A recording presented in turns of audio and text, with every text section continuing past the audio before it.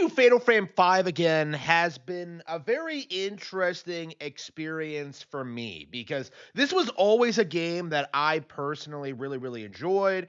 It was something that I genuinely wanted to see more of. It was something that I supported, something that I was very vocal about, but it was always very much buried by all the other releases of 2015. You could argue that this was a massively downplayed Wii U game in 2015, but considering Devil's Third came out a couple of months later and turned out to be one of the most widely hated and disrespected Nintendo games of all time, Fatal Frame 5 was in a weird position where it wasn't really something that I really felt that I needed to talk about because this game came out, plenty of people liked it. Hardcore fans said it wasn't as good as the originals, but as someone who played this as his first Fatal Frame game, it wasn't really something I was really willing to challenge people on.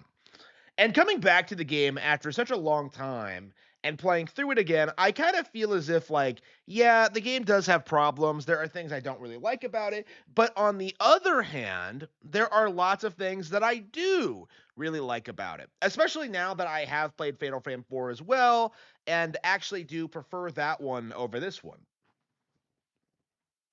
In other words, I have a little bit more experience with the franchise now, and having come back to it after all this time, I am a really big fan of Fatal Frame. It's something that I really enjoy, something that I've gotten a lot of mileage out of over the past month, and something that I really am looking forward to seeing new releases on Nintendo consoles for in the future.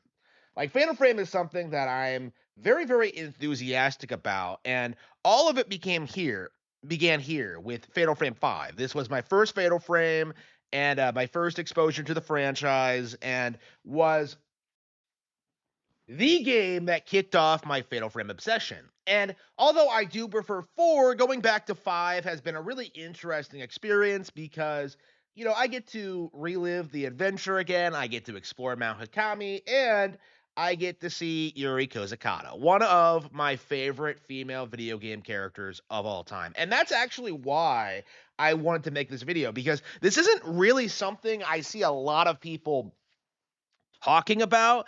So I suppose this is like one of those weird Harmon Smith hot takes that doesn't really come up all that often, but I love Yuri.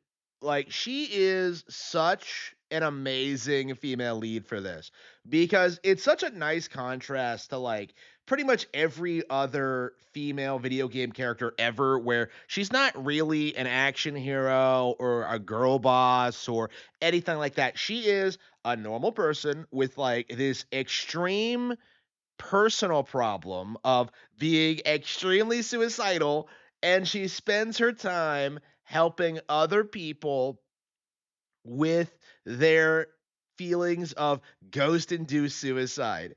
Yuri spends the entire game, for no reason other than the fact she wants to, going into these extremely haunted areas trying to stop people from doing incredibly stupid things.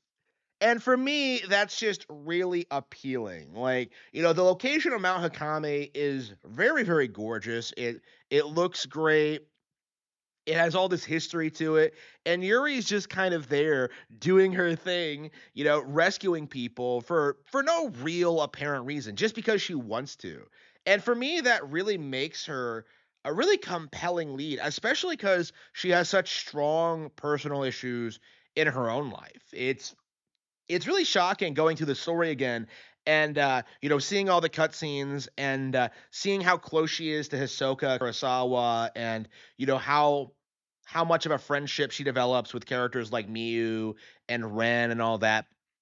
Like, it's interesting to see that Yuri has nothing really to gain from helping all of these people with suicide. You can argue that her primary motivation is to find Hisoka, but throughout the adventure, she ends up, like, trying to help pretty much every character that ends up on Mount Hakami, whether it's Ren and Ryui or Miyu and Mafuyu, or even characters like Haruka and Fuyuhi. Like all these different people, Yuri tries to help and save from the mountain, and in the end, a lot of times she does not succeed.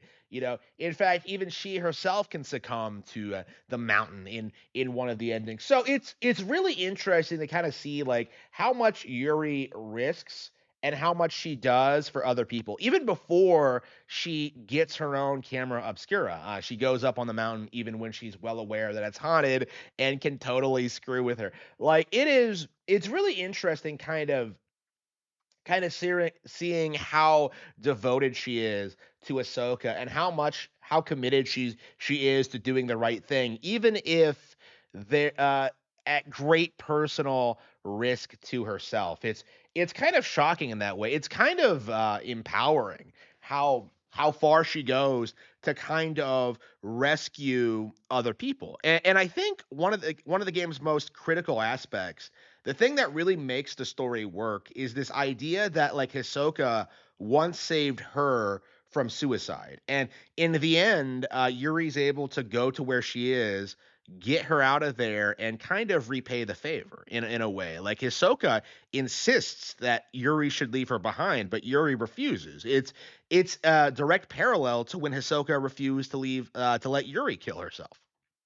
And it's this really evocative, like, just sequence that really showcases the game's themes of just overcoming feelings of suicide and just growing and developing as a person. It is really cool to see Yuri kind of move beyond her natural inclinations and kind of overcome her personal trauma and kind of do uh, everything in her power to break the curse on Mount Hikami. And it is very satisfying to see her story come to a close.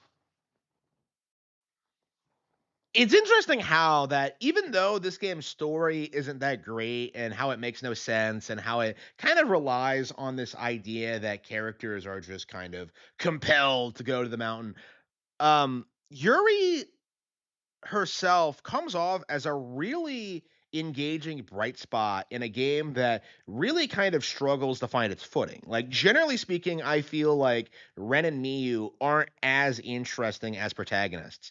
I feel like they don't really establish themselves. I feel like Ren and his like ridiculous inability to see the most obvious signals known to man, and Miyu, who's barely in it at all, and whose big saving grace is that she rescues Yuri from the mountain a grand total of once. Like, Yuri, to me, is someone that really should have carried the entire game herself. Like, to the point where I honestly don't even know why the other two protagonists were involved. Like, for me, Yuri is kind of the defining aspect of Fatal Frame 5. Like, she is the reason to play this game. She is the reason why I'm so fond of it. She is like she's such an interesting character. And for me, I kind of see her as the icon of the Nintendo exclusive era for Fatal Frame. In fact, she's even in Super Smash Bros. For and Ultimate. So it's really interesting to go come back to this game and kind of re-experience her story and her game to the point where I really would like to see her come back in the future installments. So I feel as if she's someone that we could see more of, and that we might see more from her. And unfortunately, over the past decade, we've gotten no new Fatal Frame games. We've just gotten two ports and a remake that is coming next year. So we'll have to see if a proper Fatal Frame 6 is in development for Nintendo Switch 2. But I am I am very enthusiastic about this game. Coming back to it, playing through it again, you really do get this sense that it's quite a bit better than most people give it credit for. Playing through it again, I think this is better than Resident Evil 7 and 8. I think it's better than like all the recent Silent Hill games. I think it has like these gorgeous visuals and locations. Plenty of things to like. There are plenty of things to like about it. For me, it was just a product of just being very limited. Um, by its budget and perhaps like just being a little bit too padded. One of the things I've noticed, like comparing this to Fatal Frame 4, is that Fatal Frame 4 has way better writing, storytelling, characters. It has way better pacing in general. Like this, in comparison, feels kind of padded out and ridiculous, and doesn't really come together all that well. But when it comes to like Yuri's storyline, I think it does so rather well. Like I think it's the other characters that kind of hold the game back and kind of pad it and kind of ruin the entire experience. Like we really should, I think, celebrate this game's positive qualities more often, because I think a lot of them have been buried under this game's very tepid reputation. Like this is something that we really need to talk about more often.